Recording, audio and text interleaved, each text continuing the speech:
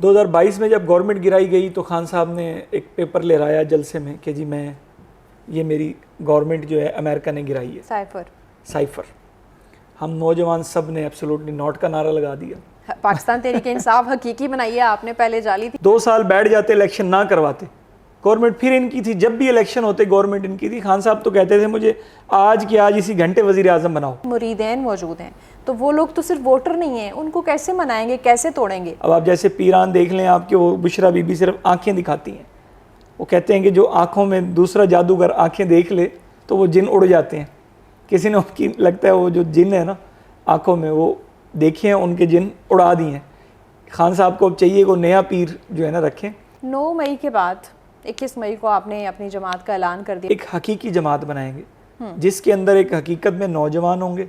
शुरू में तो पीटीआई का भी यही नारा होता था, जो जिसको अब आप जाली करार देते हैं, अब क्योंकि हकीकी आपने बनाई हुई है। जो खान साहब की जमात आज बिल्कुल बिखर गई है कि खान साहब किसी की भी ना मानते नहीं है बात। कौमी असम्बली से इस्तीफे दिलवा दिए। पंजाब का सबसे बड़ा डाकू था हमारा परवेज़ इलाही साहब, उनको खान साहब ने पंजाब का वज़ीर आला बना दिया। जो चारों तरफ खान साहब के लोग हैं वो टोटल मुल्क को खाने के लिए थे और करप्शन के लिए थे। जो उस्मान बुज़दार साहब थे वो बिल्कुल आलाकार थे। बुशरा बीबी का ऑर्डर चलता था, उनके हस्बैंड का चलता था, क्योंकि पीछे बुशरा बीबी बैठी थी कि भाई जो उन्होंने कहना है वही ऑर्डर आना है। आपने भी कोई मुर्शद ढूंढ ली है? अस्सलामुअलैकुम जी, नियो डिजिटल के साथ मैं हूँ रुबा अरूज। नाज़रीन, मुल्क में सियासी सूरत हाल कुछ ऐसी है कि बहुत से लोग अपनी जमात रजिस्टर करा रहे हैं। कोई इस्तेहकाम पाकिस्तान पार्टी बना रहा है तो कोई पाकिस्तान तहरीक-ए-इंसाफ हकीकी को रजिस्टर करा रहा है। इस वक्त मेरे साथ जो पर्सनैलिटी मौजूद हैं ये पाकिस्तान तहरीक-ए-इंसाफ यूथ विंग में बहुत सा काम कर चुके हैं, और साथ साथ अगर देखा जाए तो इनकी पाकिस्तान तहरीक-ए-इंसाफ के लिए बहुत सी खिदमात भी थी, लेकिन अब ये पाकिस्तान तहरीक-ए-इंसाफ हकीकी रजिस्टर करा चुके हैं। मेरे साथ मौजूद हैं चेयरमैन पाकिस्तान तहरीक-ए-इंसाफ हकीकी राव यासिर अली। इनसे बात करते हैं और जानने की कोशिश करते हैं कि आखिर क्या एजेंडा है, क्या मंशूर है कि हकीकी जमात रजिस्टर कराना पड़ गई और इतने साल जाली जमात के लिए क्यों वक्फ किए।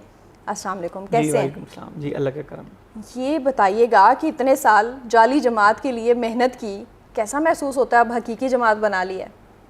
देखिए जी, जाली भी कहा जा सकता है, और जो देखें ना 1996 के अंदर पाकिस्तान तहरीक-ए-इंसाफ का वजूद इमरान खान साहब ने रखा। उसके अंदर खान साहब ने जो एक नारा दिया था वो दिया था इनकलाब नौजवान, और मैं जो है एक नौजवानों को आगे लाना चाहता हूँ।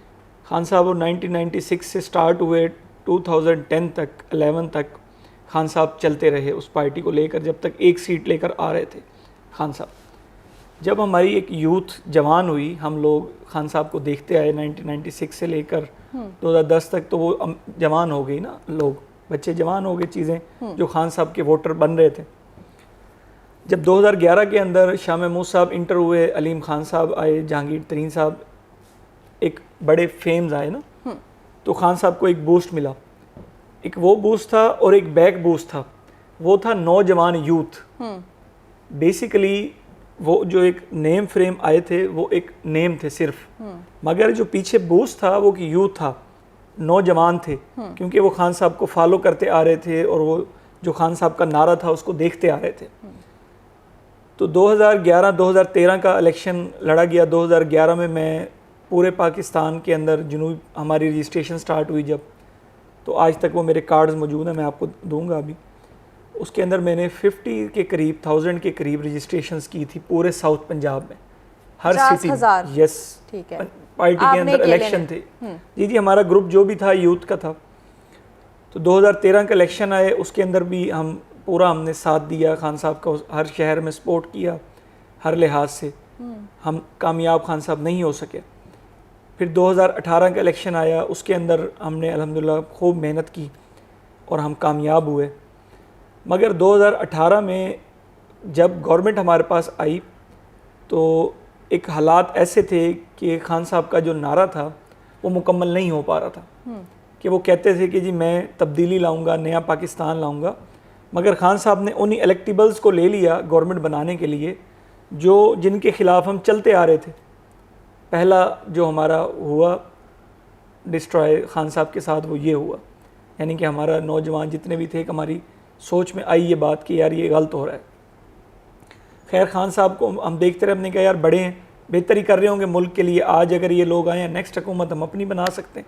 हुकूमत तो लें, कुछ करें तो सही, कुछ करेंगे। कॉम्प्रोमाइज कर लिया। लेट्स यहाँ पे जरा रुकते हैं। 2018 के इलेक्शन शफाफ थे? जी शफाफ थे।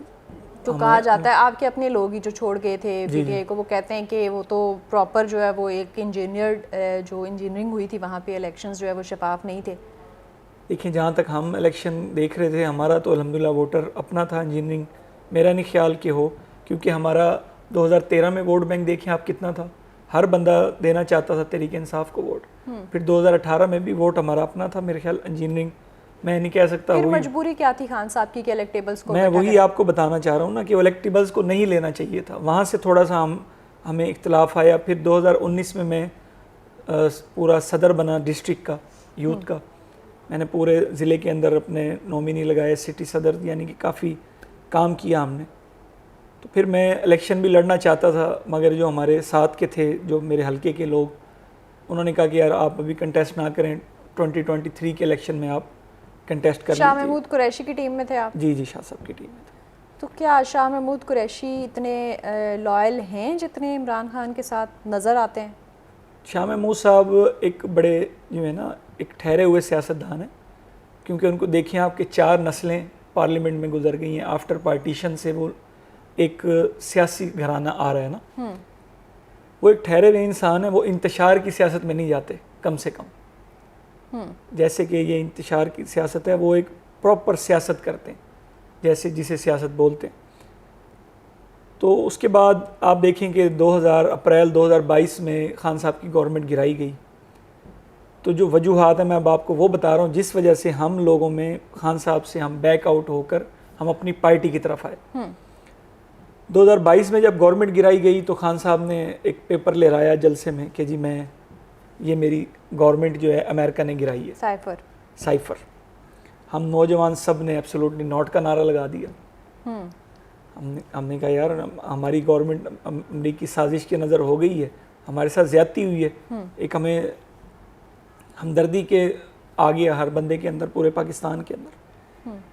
फिर उसके बाद आगे चलते गए। फिर खान साहब ने सबसे जो गलत फ़ैसला किया, पूरे पार्लियामेंटेरियंस, पूरे साथी खान साहब को रोकने वाले, क्योंकि खान साहब बेसिकली एक इशू खान साहब का ये है, जो खान साहब की जमात आज बिल्कुल बिखर गई है, कि खान साहब किसी की भी ना मानते नहीं है बात।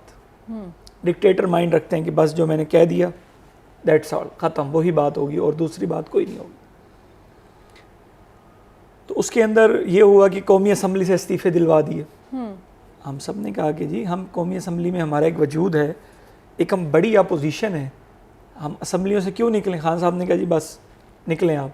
किसके कहने पे कहा? खान साहब खुद गलत गैर सियासी फैसले करते आए ना खुद। उसके बाद देखें आज क्या हालात हैं हमारे जो गवर्नमेंट के हैं।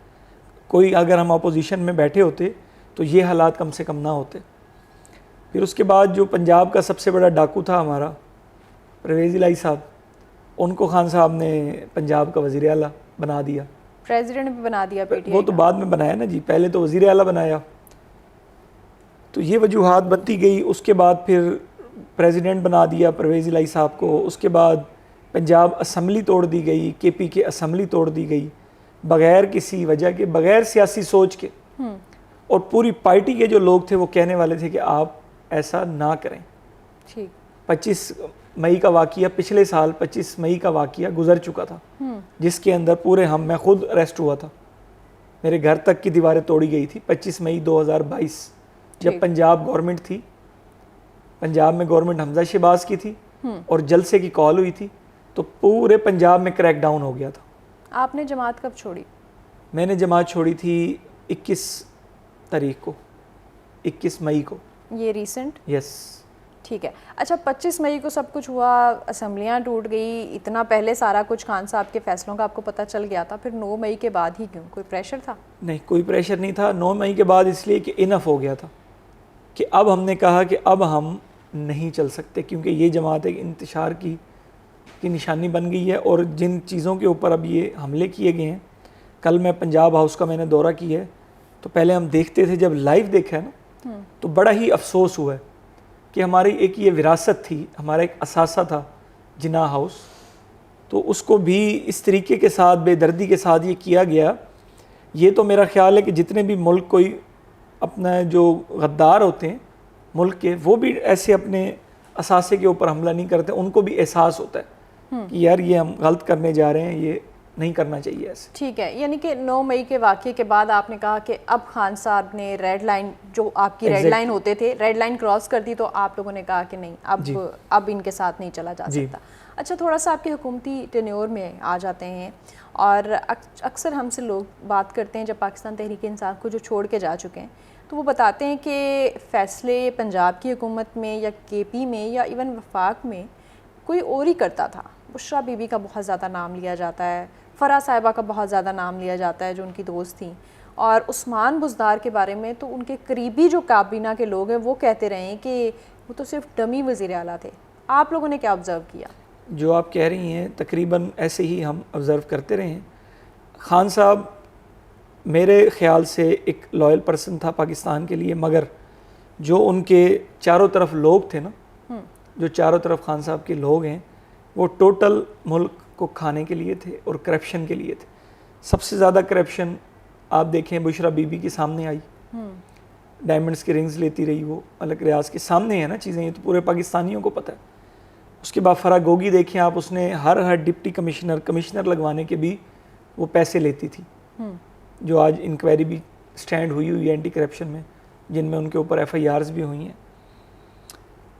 जो उस्मान बुज़दार साहब थे वो बिल्कुल आलाकार थे, बुशरा बीबी का ऑर्डर चलता था, उनके हस्बैंड का चलता था, क्योंकि पीछे बुशरा बीबी बैठी थी कि भाई जो उन्होंने कहना है वही ऑर्डर आना है। पैसा तो बहुत बना है, मगर बात यह है जो नुकसान हुआ है ना, नुकसान ये हुआ है कि उस्मान बुज़दार के वज़ीर आला रहने से हमारे पंजाब के अंदर बहुत ज़्यादा नुकसान हुआ है, वोटर्स का, अपने MPs का और लोगों का।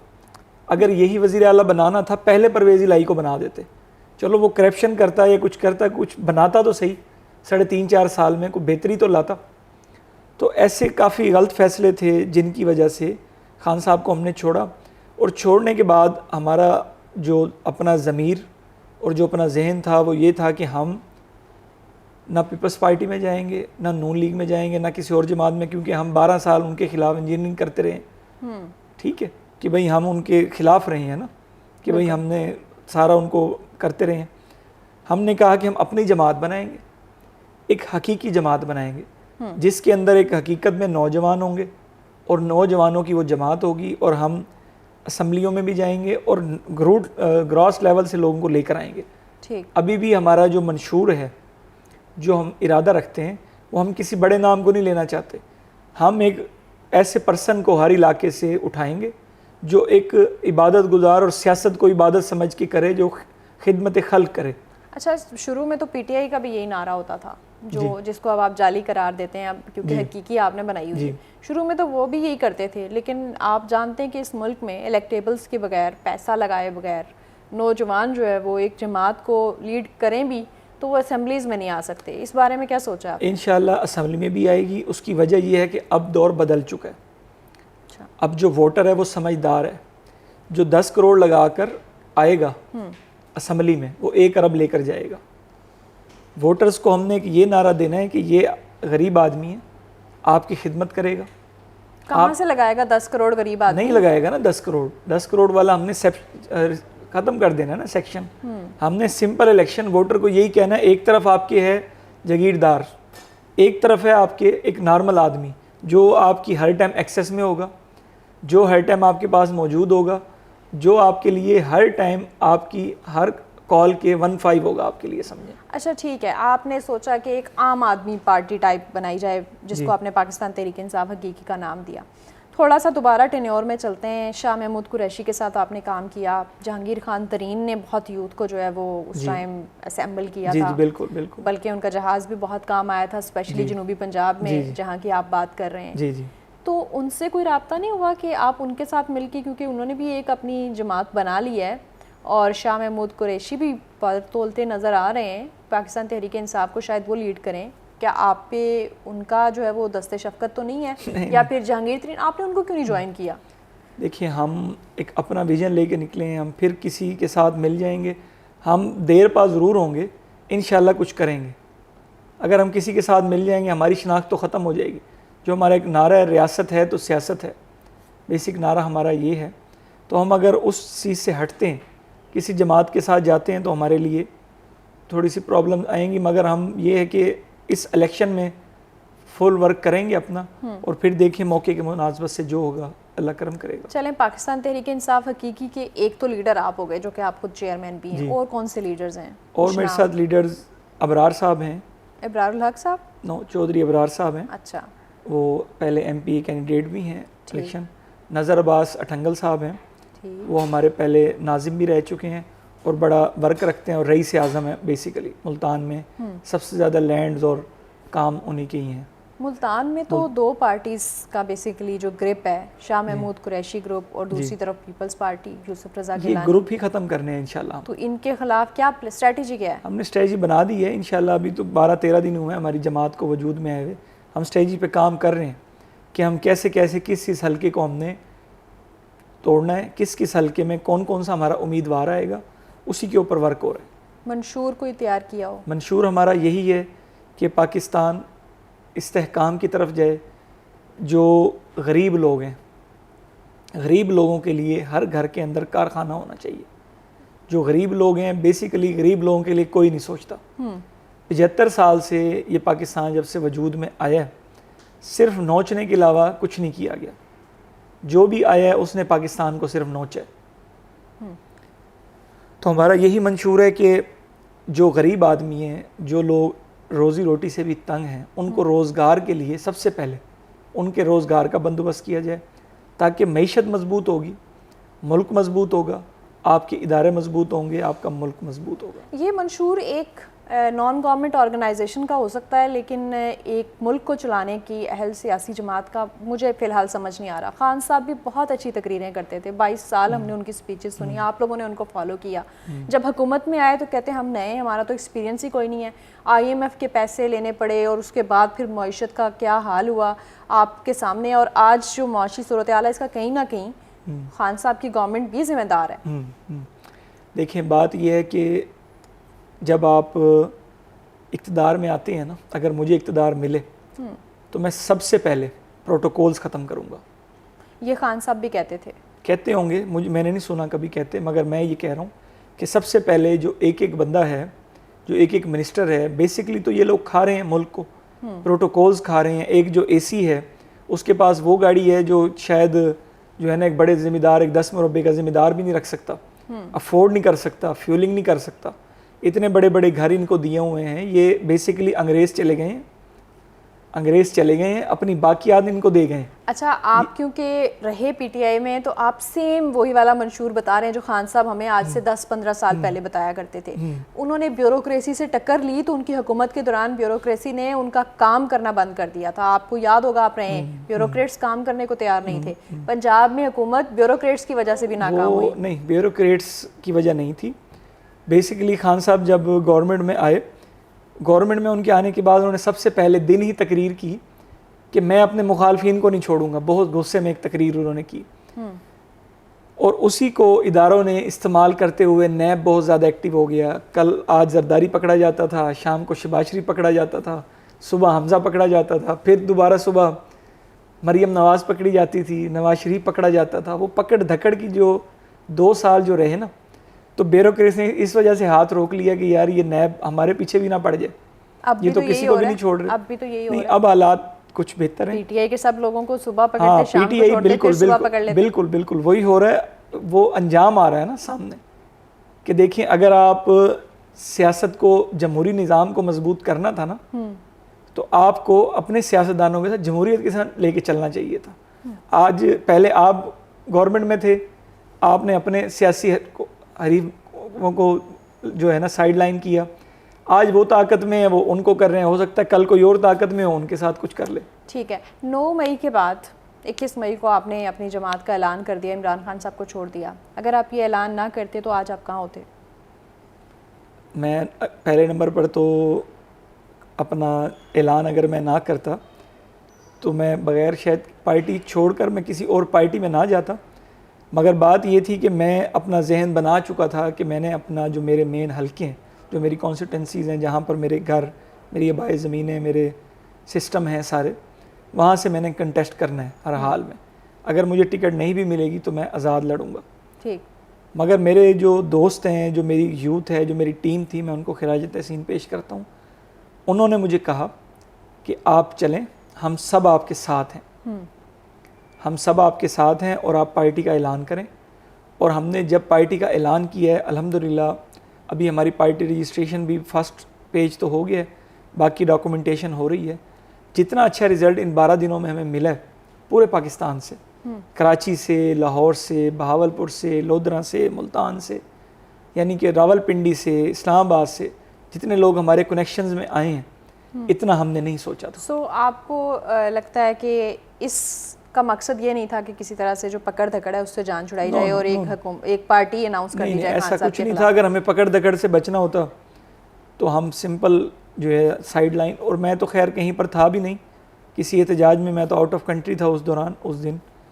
तो मेरे दोस्त अहबाब काफ़ी सारे थे जो उस दिन मौजूद थे, उन सबको, कुछ लोग जेलों में भी हैं मेरे, मैं उनको छुड़वा रहा हूँ, और कई कारकुनान भी जेलों में हैं जिनको मैं छुड़वा रहा हूँ। प्रेस कॉन्फ्रेंस आप करवा रहे हैं, इसका मतलब छुड़वा रहे हैं? और प्रेस कॉन्फ्रेंस नहीं, प्रेस कॉन्फ्रेंस तो बंदा अपनी मर्जी से वो करता है, कोई नहीं कहता कि प्रेस कॉन्फ्रेंस करो, मगर वो अपनी मर्जी से अपना इजहार यकजहती करते हैं लोग कि भाई हम कॉन्फ्रेंस करें। जो ये वकूआ, और वो वाकई ही बहुत गलत वकूआ हुआ है, वो नहीं होना चाहिए। देखें, पाकिस्तान के अंदर एक ही इदारा है जो मुनज़्ज़म इदारा है, जो पाकिस्तान की रीढ़ की हड्डी है। बिल्कुल। अगर हम उसके साथ कुछ कर देते हैं ना, तो आपका मुल्क पाकिस्तान नहीं रहेगा। क्योंकि जो मुसीबत आपके पाकिस्तान के ऊपर आती है, आपकी सरहदों की हो, सैलाब की हो, किसी भी मुल्क की हो, तो सबसे पहले सीसा पलाई दीवार बन के वो इदारा आपके आगे खड़ा होता है। बिल्कुल। तो अगर उसको अटैक करेंगे तो कुछ नहीं रहेगा। क्या लगता है हालात इस नहज पर कैसे पहुँचे? खान साहब जिम्मेदार हैं? खान साहब ही जिम्मेदार हैं, उनके गलत फैसले, उनका तकब्बुराना एक सिस्टम, बाकी तो सब ठीक है। पहले साल तो हम सुनते रहे हम एक पेज पर हैं, हम एक पेज पर हैं, और बड़ा अच्छा एक पॉजिटिव जेस्चर जाता था, तस्वीरें आती थी, वीडियोस आती थी, इकट्ठे कोई गाड़ी चला रहे हैं खान साहब के लिए, कभी खान साहब गाड़ी चला रहे हैं। तो उसके बाद क्या हुआ कि ये पेज डिवाइड हो गया? देखें, बात ये होती है, कुछ चीज़ें ऐसी थी गवर्नमेंट के अंदर जो खान साहब ने रहकर जो चीज़ें, एक सियासी बातें जो होती हैं ना, क्योंकि गवर्नमेंट जब आप बैठे होते हैं सियासी करना चाहिए। अब हमाद अज़हर और शौकत तरीन साहब IMF से मुआहिदा करके आ रहे थे ना, जो चीज़ें इस गवर्नमेंट ने बढ़ाई हैं वही चीज़ें खान साहब को बढ़ाने का शराइत तो IMF से खान साहब ने की थी ना। अब हमाद अज़हर और शौकत तरीन का तैयारा वहाँ से उड़ता है, वो एग्रीमेंट करके आ रहे होते हैं, और यहाँ खान साहब TV पे बैठ के कह देते हैं कि मैं 6 महीने तक पेट्रोल नहीं बढ़ाऊँगा। IMF कहता है यार ये क्या है, वहाँ में हमसे मुआहिदा हो रहा है, वहाँ पर वो कह रहा है हम तेल नहीं बढ़ाएंगे, चीज़ें नहीं बढ़ाएंगे। तो एक चीज़ें मुल्क के लिए ना अच्छी नहीं हो रही थी। कुछ चीज़ें हम देख रहे होते हैं क्या हो रहा है, कुछ बैक एंड पे चल रहा होता है। ठीक। कुछ बैक एंड पे ऐसी चीज़ें थी जिस वजह से ये सब हुआ। जैसे कि आप खुल के बताएं ना। जैसे कि मैं बता दिया ना आपको कि भाई ये जो चीज़ों पे अमल दरामद नहीं हो रहा था। अच्छा, एक ये भी बड़ा एक आजकल डिस्कशन भी होती है कि खान साहब की तोहम परस्ती और बुशरा बीबी का बहुत ज़्यादा इन्फ्लुएंस, और कुछ जो है वो जायचों पे और इन चीज़ों पे यकीन रखने की वजह से गलत बंदा गलत जगह पे लग गया। जैसे उस्मान बुज़दार का हमने सुना कि नाम सिर्फ एक कुरे में निकला। कोई स्टोरी इस तरह की आपकी नज़र में? ऐसी स्टोरियाँ देखें, जैसे अब खान साहब मीटिंग में बैठे होते हैं तो एक पर्ची आती है तो मीटिंग छोड़ के चले जाते हैं। तो मकसद ये है कहने का कि हो सकता है मे बी हो, मगर मैंने अपनी आंखों से नहीं देखा आज तक, क्योंकि बात बंदा वो करता है जो खुद देखा हो या उसके बारे में कोई ऐसी मुसद्दका रिपोर्ट हो तो बंदा बात करे। सुन सुनाई में कुर्रे वाली बात भी है कि जी सलमान, उस्मान बुज़दार, आइन, इमरान, तो ये चीज़ें काफ़ी जैसे है। बहरहाल इन चीज़ों को बेहतर जो है वो अल्लाह ही बेहतर जानता है। आपने भी कोई मुर्शद ढूंढ ली है? पाकिस्तान तहरीक इंसाफ हकीकी बनाई है आपने, पहले जाली थी आप? मेरी जो मुर्शद हैं सबसे बड़ी, आपकी मुर्शद भी खातून वो हमारी वालदा हैं। ठीक है। सबसे बड़ा जो बुज़ुर्ग होता है वो आपके सबसे कहा गया है, अल्लाह ताला ने भी कहा है कि आपके जो सबसे बड़े, जो आपके जिनसे आप दुआ करवाएं वो आपके वालिदैन होते हैं, सबसे बड़े बुज़ुर्ग आपके वो ही होते हैं। तो मेरी वालदा अल्हम्दुलिल्लाह हमारी बुज़ुर्ग हैं, हमारी मुर्शद भी कह सकते हैं, आप हमारे लिए दुआ गो हैं। तो मेरी वालदा ने आज से कोई 20-25 साल पहले ना हम ऐसे एक जगह पे बात हो रही थी कोई कि जी वो आप, क्योंकि हमारा जो ताल्लुक़ है पीछे, हमारा जो ख़ानदान है वो नवाब लियाकत अली ख़ान, हमारा जॉइंट एक सिस्टम था जो पहले पाकिस्तान के प्राइम मिनिस्टर थे। यस, तो हमारा करनाल गांव, उनका भी गांव, हमारा भी गांव, यानी कि हमारा समझ लें कि आप रिश्तेदारियाँ, आधा ख़ानदान हमारा इंडिया में है, वो स्ट्रॉन्ग है सियासी तौर पे बहुत ज़्यादा। जो पाकिस्तान में हम लोग आए तो चीज़ें बहुत ज़्यादा ना, तो ऐसे बात हुई कि भाई अब सियासत में किसे देंगे आप। उसने कहा जी यासिर को, जब हालांकि मैं बच्चा था, 8-9 साल मेरी उम्र होगी, उसने कहा जी यासिर जो है ना सियासत में बहुत आगे जाएगा मेरा बेटा।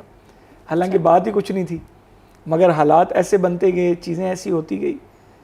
तो 25 साल पहले विजन था, आ गया था, ऐसे कह दिया आ गई थी आपको, ऐसे कह दिया उन्होंने बगैर यानी कि कोई वजह की ना।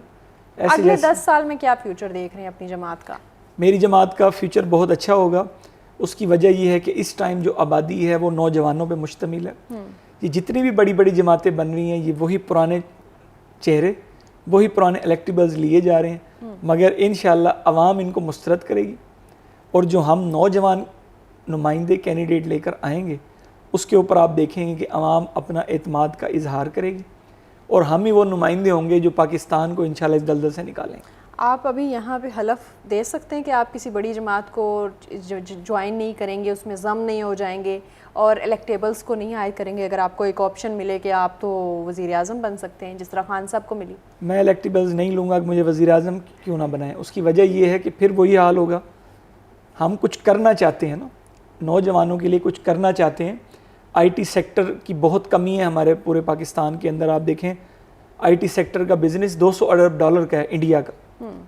वहाँ पर भी तो यही नौजवान ही का है ना, सब कुछ कर रहे हैं। मगर जहाँ से हम कमा सकते हैं, जो चीज़ें हम कर सकते हैं, उसको हमने पीछे किया हुआ, उस चीज़ को हम लेके चलते ही नहीं हैं। अगले 8 सालों के बाद हम सोचें कि आपकी जमात जो है वो कौमी मंजरनामे पे होगी? इंशाल्लाह जल्दी होगी, अल्लाह के हुक्म से इंशाल्लाह। कहीं से कोई यकीन दहानी हुई है? अल्लाह की तरफ से है, बाकी तो अल्लाह करम करेगा। डिफरेंट क्या है आपके पास, क्या डिफरेंट है? क्यों लोग आपकी तरफ आए? देखिए, हमारी तरफ लोग यूँ इसलिए आएंगे कि मैं कहता हूँ कि नौजवानों को आज तक मिला क्या है। खान साहब ने 3.5 साल हुकूमत की, 3 दफ़ा यूथ की बॉडीज़ तोड़ी। खान साहब ने ना अपने वर्कर को कुछ दिया और जो दिया भी वो ले लिया। यानी कि नीचे मनमानियाँ होती थी। जनूबी पंजाब के जो सदूर थे अपनी मर्ज़ी के बंदे लगाते थे, तोड़ दिया। रिश्वत का बाज़ार गर्म था। अब आप देखें, बुशरा बीबी के आर्डर चलते थे कि जी उसको निकाल दो, उसको उड़ा दो। फरागोगी के आर्डर चलते थे कि जी फ़लाना DC लगा दो, फ़लाना DC ख़त्म कर दो। तो ये चीज़ें सारी जो है ना डिस्टर्ब करती आई हैं ना। तो आखिर आप फिर आगे देखें कि जी वो 15-15 दिन धरने हो रहे हैं, जी मुल्क बंद कर दो, जी जलाओ कर दो, घेराव कर दो, रोज़ाना रैलियाँ निकालो। डेली की बुनियाद पर रैलियाँ होती थी। अगर खान साहब हमारी नौजवानों की मान लेते, 2 साल बैठ जाते, इलेक्शन ना करवाते, गवर्नमेंट फिर इनकी थी। जब भी इलेक्शन होते गवर्नमेंट इनकी थी। खान साहब तो कहते थे मुझे आज के आज इसी घंटे वज़ीर आज़म बनाओ। तो मारने की हुकूमत, यानी कि मारने की सियासत बना दी थी ना, कि नौजवानों को मारो, ये मर जाएं, मैं वज़ीर आज़म बन जाऊँ। ठीक। अच्छा, खान साहब की लोग अंधी तकलीद करते हैं, नौजवान स्पेशली, वो सुनने को कुछ तैयार नहीं है। इसी तरह से जिस हलके से आप, जिस डिस्ट्रिक्ट से आपने स्टार्ट किया है, मुल्तान से, वहाँ पे शाह महमूद कुरैशी और यूसुफ रज़ा गिलानी के भी मुरीदैन मौजूद हैं। तो वो लोग तो सिर्फ वोटर नहीं हैं, उनको कैसे मनाएंगे, कैसे तोड़ेंगे? मुरीदैन जो हैं वो जितने भी मौजूद हैं, देखें सलमान नईम ने शाह महमूद साहब को हराया। उसकी वजह ये थी कि खान साहब, अपना शाह महमूद साहब कुछ लोगों को मिलते नहीं थे। मुरीदैन का जो होता है ना एक काम, वो और होता है पब्लिक फिगर में आना, बड़ा डिफरेंस चीज़ें हैं।